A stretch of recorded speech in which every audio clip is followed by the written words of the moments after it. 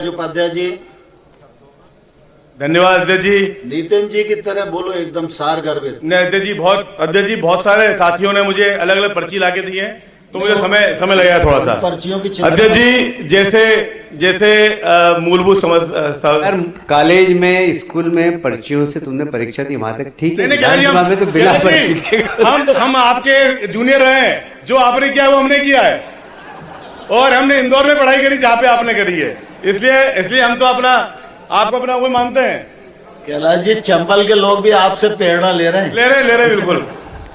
तो माननीय अध्यक्ष जी, जैसे हवा, पानी और खाना हमारी मूलभूत आवश्यकता होती है, वैसे ही अब हमारी बिजली भी मूलभूत आवश्यकता हो गई है।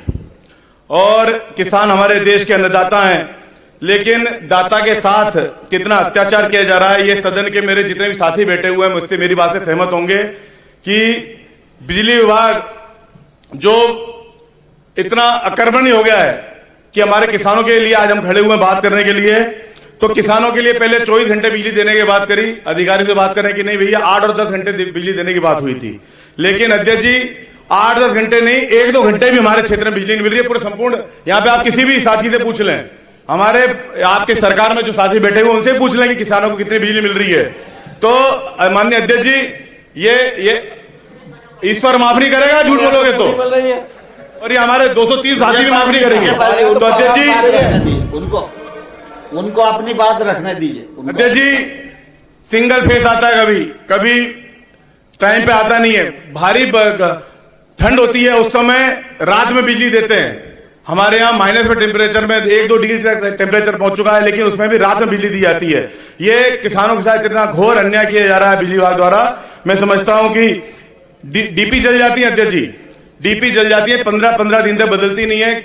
हमारे किसानों की बिजली, हमारे किसानों की फसल बर्बाद हो जाती है, लेकिन उन्हें बिजली नहीं मिलती। माननीय अध्यक्ष जी, प्रदेश की जो बिजली उत्पाद और बिजली वितरण कंपनियां हैं, वो ईस्ट इंडिया कंपनी से काम कर रही हैं। जैसे ईस्ट इंडिया कंपनी आई थी इंग्लैंड से अत्याचार करने के लिए और लूटने के लिए, बस वही ईस्ट इंडिया कंपनी आपने बना दी है। पंडित जी बैठ जाओ, फिर अगली बार बोल नहीं पाओगे मेरे से, आप बैठ जाओ।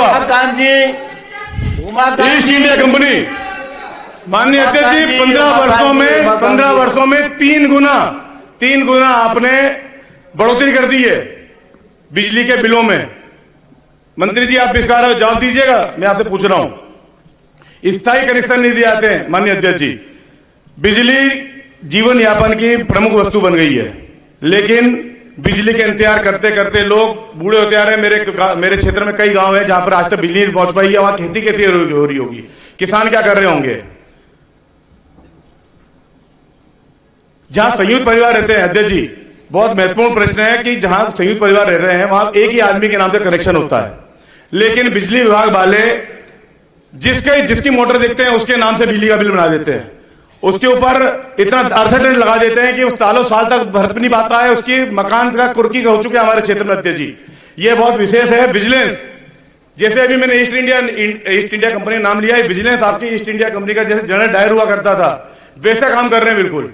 जैसे ये गांव में घुसते हैं, पूरे गांव में हाहाकार मच जाता है।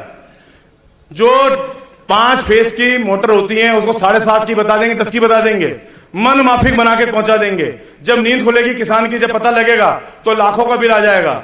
इस बारे में आपको ध्यान देने की अध्यक्ष जी बहुत आवश्यकता है। मंत्री जी कहिए कि नाली साफ करें, बहुत अच्छी बात है, साफ सफाई करना चाहिए, लेकिन बिजली के खंभे पे चल रहे हैं वो भी अच्छी बात है, क्योंकि लाइट ही नहीं आ रही है।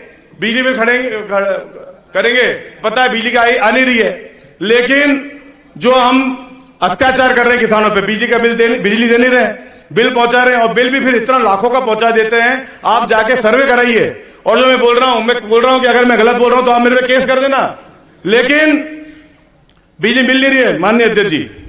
किसानों के 2 बोर है, मान लो 10 बीघा में 2 बोर करा लिए, एक बोर में कम पानी वाला दूसरा बोर करा लिया, तो वहां पहुंच जाएंगे बिजली वाले और दूसरे बोर पर केस बना देंगे अध्यक्ष जी। और केस भी इतना भारी बनाएंगे कि सालों साल बीत जाएंगे, लेकिन बेचारा भर नहीं पाएगा। ऐसे ही 5 हाउस पावर की मोटर मैंने बता दिया कि 5 और 10 की कर देंगे। हमारे एक सरपंच है, द्वारका सरपंच, उनके 5 हाउस पावर की मोटर लगी थी उनके कुएं पे, उनकी 7.5 हाउस पावर की मोटर कर दी। मैंने डी से बात करी और ऊपर अधिकारी से बात करी, उन्होंने बोला कि भैया कुछ नहीं हो सकता, जो 60,000 बना दिया हमने 60,000 भरना पड़े। कोई सुनवाई नहीं है। जिस तरीके से हमारे यहाँ लोक अदालतें हैं अध्यक्ष जी, लोक अदालतें भी कुछ नहीं कर रही, मात्र 30% का एक रियायत दे देती हैं। हमारे देश में न्यायपालिका है, न्यायपालिका हमारे देश में है कि सत्र न्यायालय, फिर जिला न्यायालय, फिर हाई कोर्ट है, फिर डबल बेंच है, फिर सुप्रीम कोर्ट है, और किसी को फांसी सजा हो जाती है तो उसके लिए राष्ट्रपति क्या भी हम कर सकते हैं। लेकिन अध्यक्ष जी, विद्युत विभाग में हम भटकते रहेंगे लेकिन कुछ नहीं हो पाएगा। मैं आपसे पूछना चाहता हूं, आप भी बताइए कि कितने लोगों को न्याय मिला, कितने लोगों के आपने जहां पर फर्जी बिल बना दिए गए थे वहां पे आपने कितने, मैं उनसे पूछना चाहता हूं सही मेरे साथियों से कि आपने कितने कम करा लिए हमारे मंत्री जी से? अध्यक्ष जी हमारे, क्योंकि अध्यक्ष जी हमारे घर पे आते हैं, हम विधायकों के घर पे लोग आते हैं, और किसी का अगर 50,000 का बिल है और हमारा उसका 15,000 का बिल तो अपना भी माफ हो जाता है। वो हमारे दरवाजे पे जब आया क्यों? अगर हम उसका 50,000 नहीं करा पा रहे तो वो हमसे बोलता है आगे कि भैया हम 15,000 तो यूं कम हो रहे थे, 30,000 तो यूं कम हो रहे थे, आपने क्या कम कराया? तो अध्यक्ष जी मैं कहना चाहता हूं कि ऐसी कोई पारदर्शी नीति बनाए, ट्रांसपेरेंट, कि हम डी स्तर पर ही, जिले स्तर पर ही बात करके बिजली के बिलों का समाधान कर सकें। ऐसे ही अध्यक्ष जी, कितना घोर अन्यायपूर्ण तरीका है कि 16%, वो भी कंपाउंड इंटरेस्ट, चक्रवर्ती ब्याज। आपने कभी सुना है? हम मकान लेते हैं तो 8% का, बड़ी बड़ी कंपनियों को, अडानी अंबानी को आप 3% 4% पे दे रहे हो लोन, और उनका लाखों करोड़ रुपए का बिल आप माफ कर देते हो, लोन माफ कर देते हो। लेकिन अगर हमारे किसान का अगर पेनल्टी हो जाती है तो 16% का।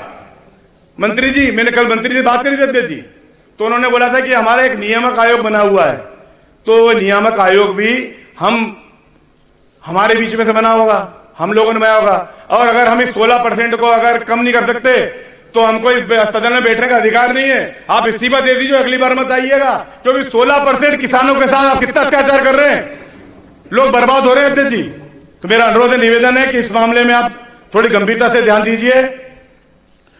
जब लोक अदालतें लगती हैं तो बड़े बड़े शहरों में लगती हैं, हमारा 100 किलोमीटर दूर तक का क्षेत्र है, 150 किलोमीटर लगता है, लोग जा नहीं पाते हैं जिला मुख्यालय तक, सालों साल पेनल्टी लगती रहती है, उसके ऊपर 16% का। अध्यक्ष जी, मैं से कई लोगों को जानता हूं जिनके मकाने बिक गए हैं, जमीनें बिक गई हैं, लेकिन उनके बिल नहीं भर पाए। अध्यक्ष जी, मेरा अनुरोध है, निवेदन है, इस बारे में थोड़ा ध्यान दें। अध्यक्ष जी हेल्पलाइन समाप्त करें, 2 मिनट तो देना पड़े, 30 मिनट थे टोटल, अभी 22 मिनट हुए हैं, 8 मिनट और बच्चे अभी हमारे।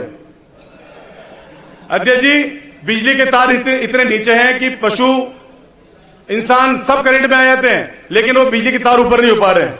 पंकज जी, अभी और भी लोग बोलने वाले हैं भाई। नहीं अध्यक्ष जी, एक बहुत महत्वपूर्ण चीज अध्यक्ष जी, कि आप ये जो स्मार्ट मीटर लेके आए अध्यक्ष जी 8,100 करोड़ रुपया, ये बाकायदा ऊर्जा मंत्री जी ने हमारे नेता जयवर्धन सिंह जी के प्रश्न में उत्तर दिया है कि 8,100 करोड़ रुपए के ठेके Alfanar power private limited, Apraava private limited को 2 कंपनियों को दे दिए गए। अगर ये 8,100 करोड़ रुपया आप हमारे गरीब किसानों के बिल माफ कर देते तो आपको कितनी दुआएं मिलती है आप समझ सकते हैं।